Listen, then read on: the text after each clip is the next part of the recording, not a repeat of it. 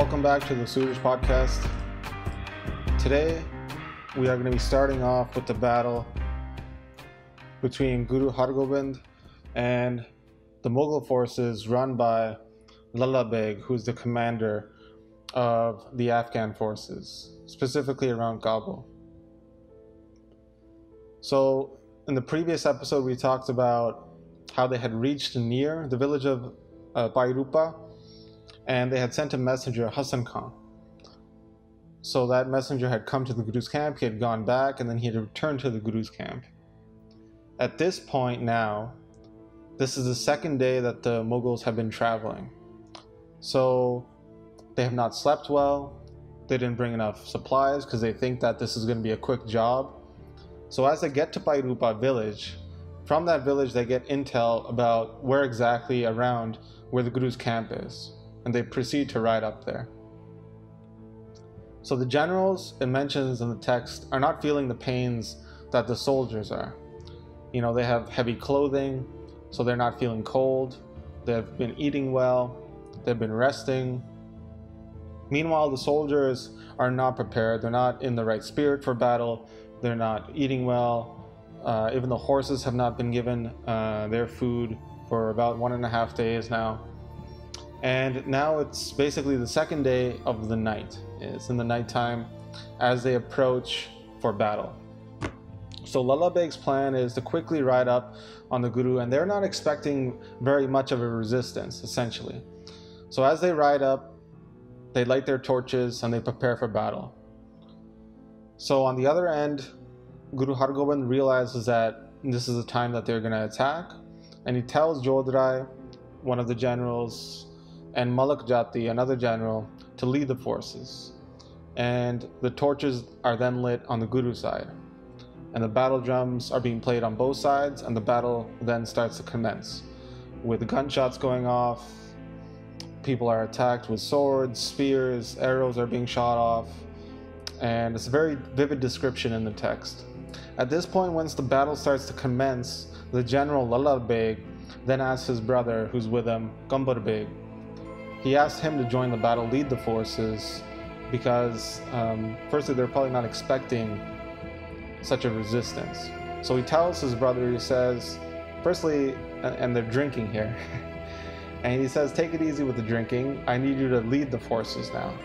And Kambar Beg is really happy about this. He remarks that, oh, this is going to be very easy, and I'm going to get a great reward out of this. Shah Jahan is going to present me with titles. I'll get the horses back for him. My name will be known through the kingdom. You know, this is the type of mentality that he's going into this battle with. He's thinking that we have so many troops compared to Guru's side.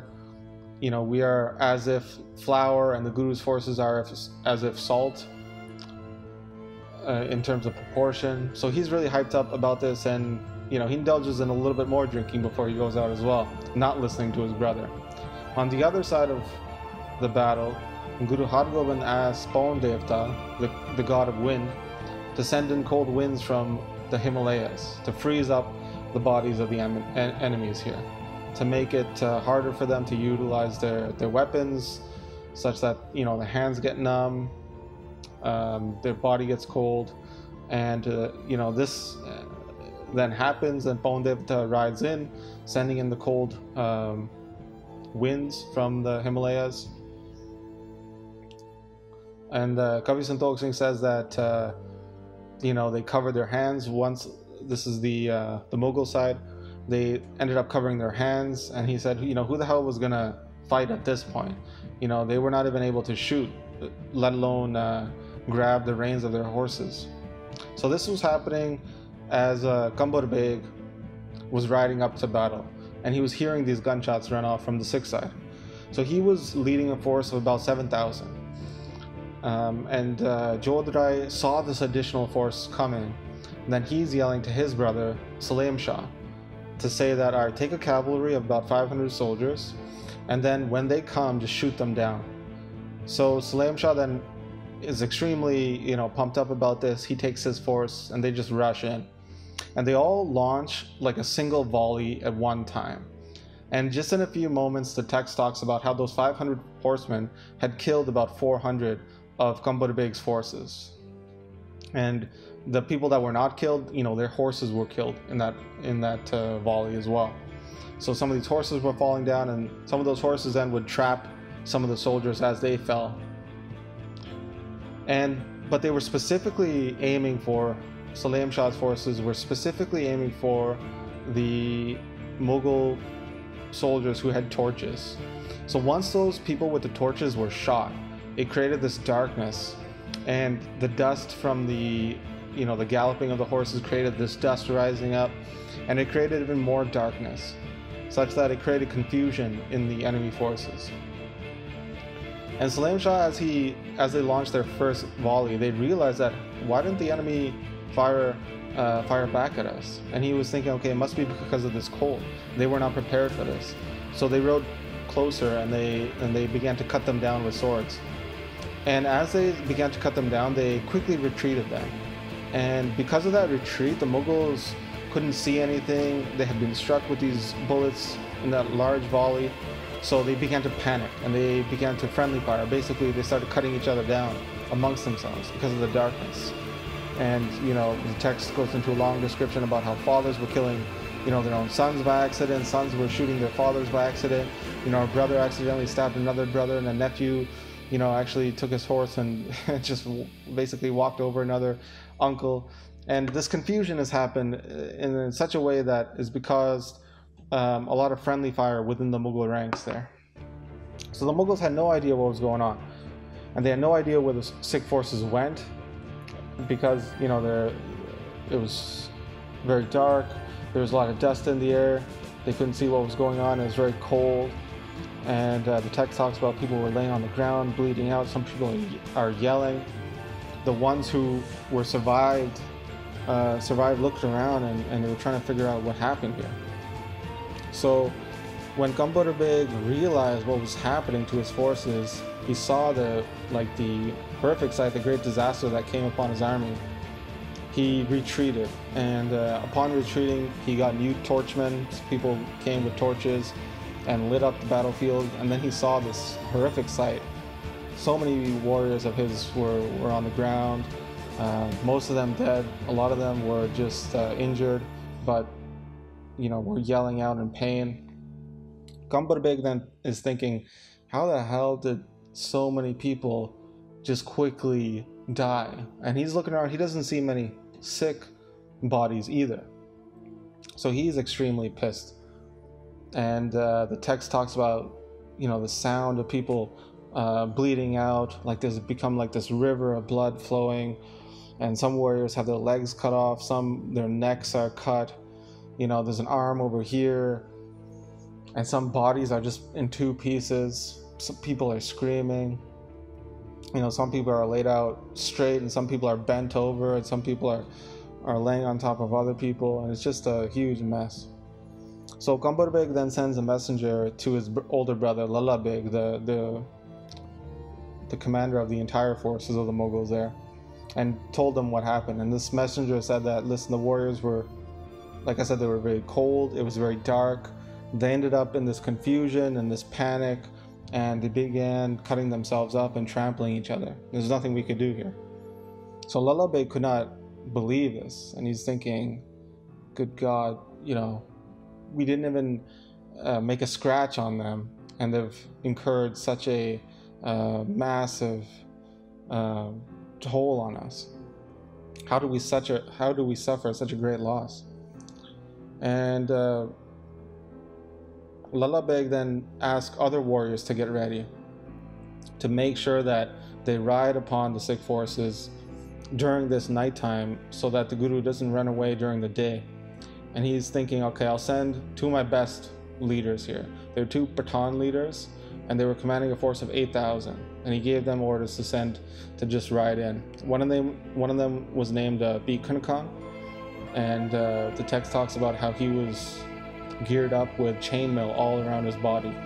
And the second Pathan general name was Gul Khan, who the text mentions that he was extremely experienced. He was very battle-hardened. He had fought many battles before. So the previous force of about 7,000 were basically lost just in that small volley and attack. So another force, about 8,000, were sent in, and again the battle drums were sounding off.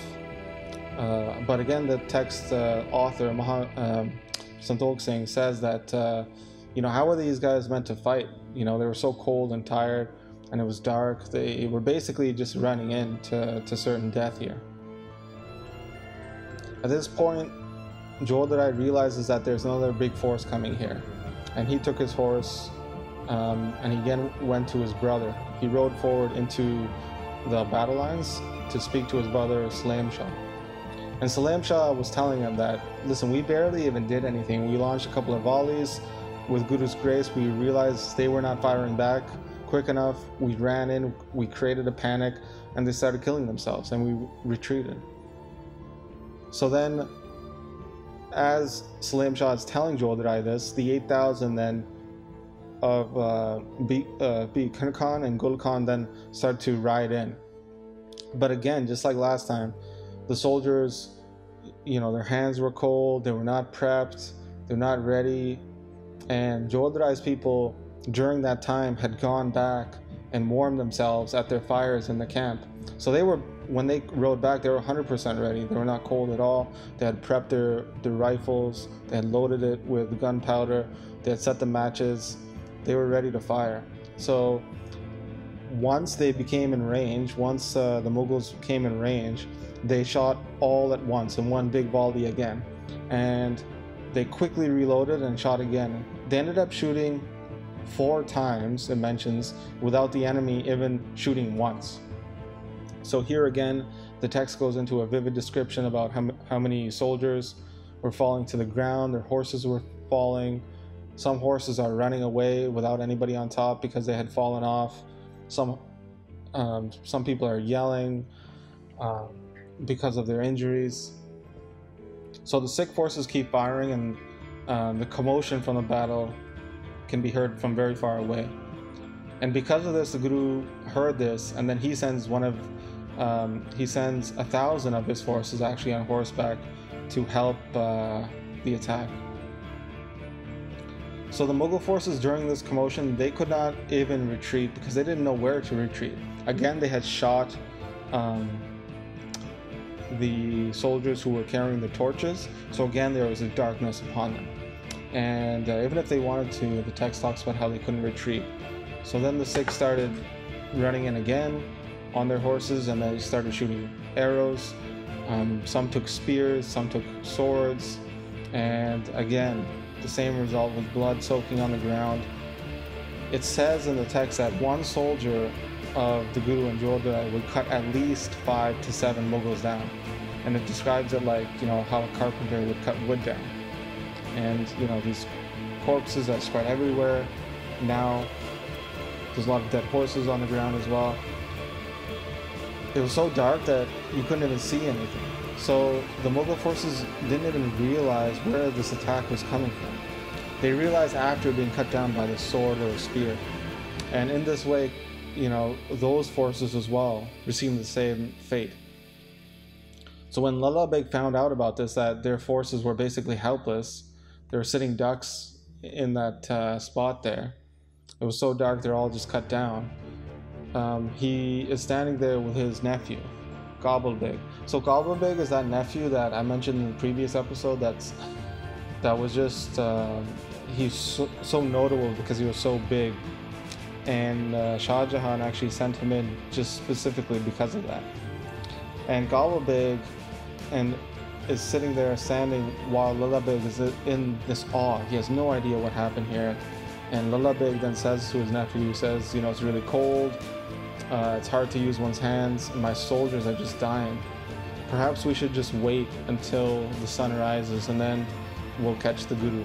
We won't let him go then. Gobble Beg then says, listen, what are you talking about? Judging about what just happened. We should be lucky that the Guru's forces don't just quickly ride up on us now. They will be, have us running back to Lahore and cut us down all along the way. Like, you think you're gonna get the Guru's horses now? We'll be lucky if we escape with our horses, let alone taking their horses. So Lalla Beg listens to, the sobering advice that his nephew gives him and shuts up at that point. And Santokh Singh, the author, says that, in his mind now, he's just wrapped up in this anxiety and worry about what to do. He doesn't know if he should just retreat back to Lahore, if he should attack now or just wait till the morning. And at that point, Lalla Beg's son is standing there as well. And he's a little bit more ambitious than his cousin there. And he says, I forget my cousin, what we should do is we should send another 10,000 forces in. We just cannot leave the battlefield empty right now. That'll give them a huge advantage. So he continues to try to convince his father there, and then eventually his father is convinced, Lalla Beg is convinced, and they agree to send in another 10,000. And he tells the warriors specifically, Lalla Beg gives them orders that just make sure no friendly fire occurs here. Make sure you don't fight with each other because of the darkness. And some of the warriors, some of the soldiers of Lalla Beg, they protest actually. They don't even have full faith in their superiors. They say that, listen, this plan didn't work before. It's cold, it's dark, we can't use our weapons properly. We don't know what angle they're going to attack us at. This is not a good idea. But the text mentions that the leaders like Lalla Beg, his son even is a leader as well, commanding forces. Same with the nephew. They're dressed up in very fancy, very thick, warm clothing, so they don't feel the pain that some of these other soldiers are feeling. Also, they've been well fed, well rested, so they're totally unaware about the pains that the soldiers actually will have to endure. So anyways, Lalla Beg doesn't agree with the soldiers and just commands them to jump into battle. So he sends these 10,000 forces in. And as they ride in, they kind of prematurely start shooting off their guns, a little bit worried. And the noise of these troops riding in and the gunshots, Guru Hargobind from far away can hear this. Bidhi Chand can hear this as well. And Bidhi Chand says that looks like, there's more troops coming in. Looks like there's going to be a big battle. We should send reinforcements. Jodhra is there as well, and he says to the other general, Malik Jati, that, all right, listen, we need to send more troops in, but we'll send them from a different direction. We'll send 1,000 horseback, a group of 1,000 cavalry, and what we'll do is this: be far from us, so be a separate force from us, but when the Mughals get close enough, charge at them and then shoot and strike them down. Make sure that your forces keep ranks here. So tell them not to separate. Tell them to be prepared to shoot their rifle and then quickly retreat. These idiots will just fight amongst themselves, it says. So Malik Jati takes these orders and he's telling these orders to his troops then. At the same time, now this is a couple hours before sunrise, so Guru Hargobind then begins his morning bathing, and he begins to recite Gurbani. He gets dressed, and it speaks about how he adorns himself with a very sharp sword, Kharg. He places his quiver on his kamarkasa. He fills the quiver with bows. He's holding this very big bow, and he places a large shield on his back. So he's getting ready to go out as well. And when Malik Jati's force then rides up upon the Mughals, they do their plan with the volley, so they all shoot at the same time. One of Malik Jati's soldiers actually separates from the force and jumps into the Mughal lines. And he begins with his sword, he begins cutting them down from behind them. And he starts combing through them and then retreats. And just because of that one guy, the entire, all of the lines of the Mughals start fighting amongst themselves again and start cutting themselves down again because they think that, the Sikhs have started to comb through them. So again, this text gives a very vivid description of the brutality of the battle, the pain, the suffering, the blood, that's trickling down, soaking into the ground now. And at this point, wild animals now, it's been a couple of hours of battle. Wild animals are are coming from the woods, the jungles, like vultures. Wild dogs are coming to eat some of the meat that's just on the ground now and beginning to rot. So a very vivid description of the corpses and this horrific battle scene. And all the while, the sun is rising on the other side, and the number of Mughals are dying. And the text says it's as if, like the sun rises, the stars disappear. So too, when the sun rises now, the Mughals are disappearing from this world. And this is where the battle ends at this point in terms of the nighttime battle. And the next chapter that we're going to look at deals with when the day begins, when the sun rises, the battle that occurs then. So we'll pick up at that point.